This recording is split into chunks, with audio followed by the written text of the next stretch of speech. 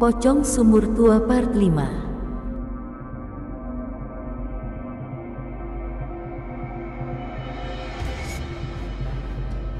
Pelarianku berakhir saat aku melihat cahaya terang benderang di tengah pemukiman penduduk. Senyum merekah di bibirku. Air mataku jatuh tak terasa. Dalam batinku, aku berkata, aku selamat. Aku langsung bergegas menerobos masuk lebih jauh ke dalam sumber cahaya itu. Dan dugaanku benar. Ada orang hajatan, dan ada begitu banyak tamu undangan yang hadir. Loh, kok baru datang? Kami sudah lama menunggu Anda, kata seorang laki-laki yang mengenakan batik. Setelah menjabat tanganku, dia menggiringku duduk di salah satu kursi. Aku heran. Padahal aku kesini untuk mencari pertolongan, tapi mengapa aku jadi tamu undangan? Dan maksud bapak-bapak tadi bahwa aku telah ditunggu itu apa? Dan ternyata ini adalah acara pernikahan. Terlihat kursi pengantin dan mempelai wanita sedang duduk di sana. Hah? Aku sepertinya mengenali pengantin wanita itu.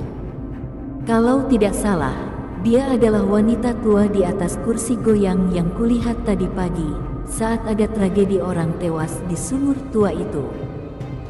Tapi dia terlihat lebih muda. Apakah aku tidak salah lihat? Aku berulang kali memperhatikan sekeliling. Apakah ini halusinasi atau memang aku sedang berada dalam suatu acara resepsi? Kupejamkan mataku lalu kubuka kembali. Aku ulangi beberapa kali tapi tetap sama. Aku memang benar berada dalam suatu pesta pernikahan. Neng yang punya sepeda berwarna biru itu ya? Tanya salah seorang ibu tua yang memakai kebaya hijau kepadaku. Iya bu, jawabku parau. Aduh, jika sepedaku sudah sampai di sini, berarti pocong sialan itu juga ada di sini. Tolong dipindahkan ya. Soalnya menghalangi para tamu, ucap ibu itu. Aku kembali gusar. Sontak jantungku kembali berpacu. Aku sudah lelah dikejar-kejar pocong. Tapi di sini kan banyak orang, pastinya dia tidak akan berani muncul. Ayo Neng, dipindahkan dulu, ucap ibu itu lagi. Iya bu, aku tersenyum kecil dan terpaksa aku kembali ke luar ruangan. Sesampainya di luar, aku terheran-heran karena tidak ada sepedaku di mana-mana. Loh, tadi kata ibu tua itu sepedaku menghalangi jalan. Yang dimaksud menghalangi di mana? Ketika aku menoleh untuk menanyakan letak sepedaku, tiba-tiba kerumunan orang-orang itu lenyap. Tidak ada tanda sedikit pun bahwa tadi baru saja digelar pesta perkawinan. Tempat yang tadi terang benderang berubah 180 derajat menjadi pekarangan yang gelap gulita tempat sumur tua itu berada. Dalam hati, hampir putus asa aku dengan keadaan ini. Buat apa aku capek-capek lari, toh akhirnya aku kembali lagi ke tempat ini. Aku pasrah saja deh, apapun yang akan diperbuat oleh setan pocong itu, aku ikhlas. Mungkin inilah perjuanganku dalam mempertahankan nyawa yang mungkin belum bisa aku manfaatkan untuk banyak membantu menolong orang lain. Aku terhenyak, sedikit merinding, lalu menoleh ke belakang. Di belakangku kulihat sumur sialan itu. Tapi kini pemandangannya sudah berbeda. Aku melihat sesosok laki-laki dewasa tergeletak sambil memegangi tambang. Tubuhnya disandarkan ke bibir sumur. Pelan-pelan ku dekati, walau aku belum yakin apakah dia itu manusia ataukah setan, namun hatiku mengatakan aku harus mendekati laki-laki itu. Tolong saya, ucapnya lirih. Anda kenapa? Tanyaku. Saya ingin mengambil cincin kawin saya yang tercebur ke dalam sumur, yang tak sengaja saya jatuhkan. Hari ini saya akan menikah, tapi penyakit jantung saya kumat. Saya tak sanggup berdiri, kata laki-laki berwajah lumayan tampan itu sambil sedikit tersengal. Aduh, gimana ya? Sudah tidak ada satu orang pun yang bisa kita mintai tolong. Tapi tunggu sebentar, saya akan coba ke rumah warga, kataku yang kasihan melihat lelaki itu. Tidak ada waktu lagi. Tolonglah. Walau ini agak gila, tapi bisakah kamu menolong saya mengambilkan cincin itu? Saya akan memegangimu dari sini dengan tambang ini. Keadaan saya tak memungkinkan untuk mengambilnya, pinta lelaki itu memohon. Apa? Tidak mungkin. Saya ini gadis lemah. Tidak mungkin bisa melakukan hal itu, jawabku. Kamu pasti bisa. Saya yakin. Sebagai imbalannya, saya akan mengabulkan permintaanmu, apapun yang kamu inginkan, jika kamu mau melakukan itu untuk saya, bujuknya. Katakan, apa keinginanmu? Saya pasti bisa mengabulkannya, sambungnya. Kalau memang benar-benar bisa, sebenarnya keinginan saya itu sederhana. Saya pengen semua ini berakhir seperti mimpi. Saat saya terbangun, saya sudah berada di kamar. Dan saat keluar kamar, ada ibu tiri saya yang menyambut hangat dengan makanan yang enak-enak, serta Gwen yang tidak usil lagi, jawabku sembari sedikit melamun. Hanya itukah? Katanya enteng. Memang bisa, tanyaku. Beberapa saat kemudian, entah setan apa lagi yang membuatku mau melakukan permintaan yang sepertinya mustahil untuk kulakukan itu. Lelaki yang kelihatan pucat akibat sakit yang menyerangnya itu, memegangi tambang di bibir sumur, sedangkan aku pelan-pelan menuruni mulut sumur. Dengan irama jantung bak beduk, aku dengan lincah melesat ke bawah, terus dan terus.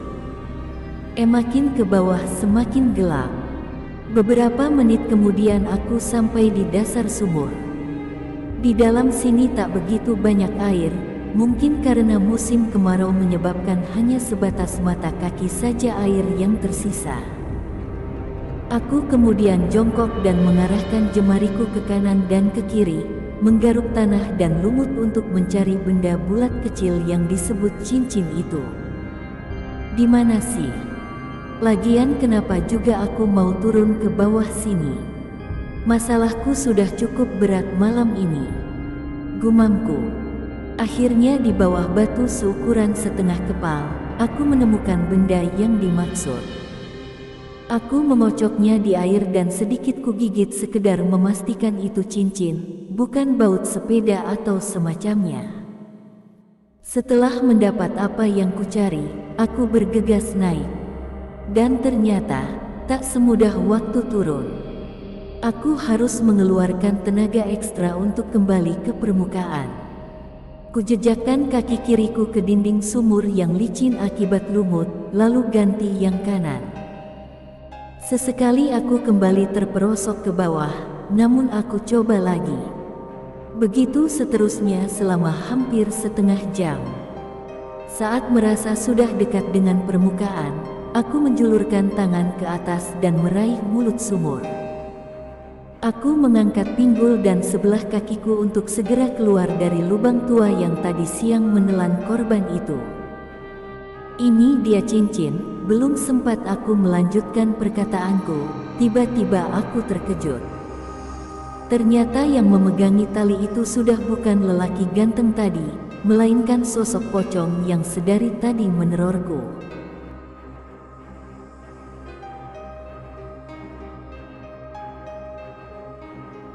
Kepalaku masih sedikit pusing. Kucoba membuka mataku sedikit demi sedikit. Kutarik nafas beberapa kali. Setelah cukup segar, aku bangun dari tempatku terbaring. Aku mengamati sekeliling dengan agak linglung. Hah, kamarku. Aku sudah di kamar 2. Bukannya aku masih, sayang sudah bangun.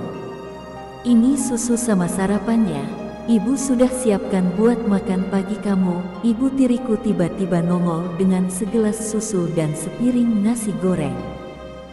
Sungguh peristiwa yang tidak wajar.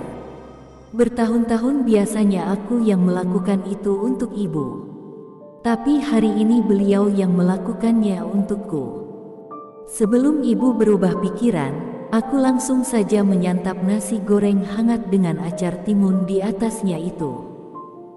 Tak lupa aku teguk beberapa kali susu hangat yang mungkin hanya bisa kunikmati 1 bulan sekali. Setelah selesai menyantap makanan, aku menuju dapur untuk mencuci peralatan makanku tadi. Tapi pemandangan aneh kedua muncul. Gwen sedang mencuci baju. Gwen, ini mimpi bukan ya? Tanyaku pada Gwen. Saskia sudah bangun. Sini biar aku saja yang cuci piringnya. Mulai hari ini semua pekerjaan rumah biar aku yang ngerjain, termasuk nganterin jahitan ibu, ucapnya. Aku heran seheran-herannya. Kenapa semua ini bisa terjadi? Jahitan. Oh iya, jahitan ibu Kamila gimana? Tanyaku penasaran. Soalnya aku janji akan mengantarkannya sebelum tengah malam. Sudah diterima kok. Kemarin ada yang mengantarkannya, jadi gak usah khawatir. Udah deh, kamu nyantai saja, jawabnya. Kekek keinginanku terwujud.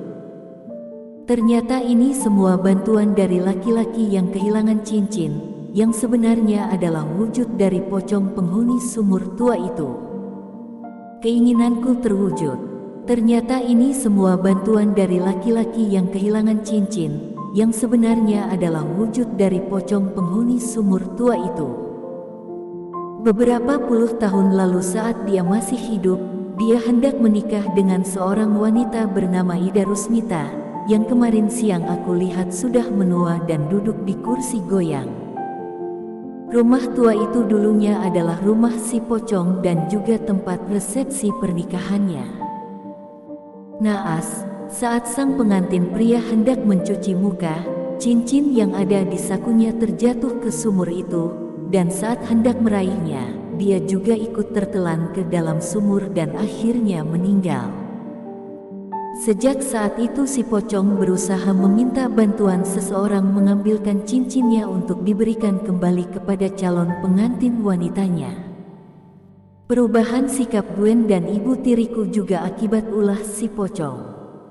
Saat aku pingsan, setan itu membawaku ke rumah menemui ibu serta mengancam akan menghantui mereka jika masih semena-mena denganku. Jahitan ibu Kamila mungkin juga dia yang mengantarkannya. Tebekek benar kata pepatah, berakit-rakit ke hulu, berenang-renang ke tepian.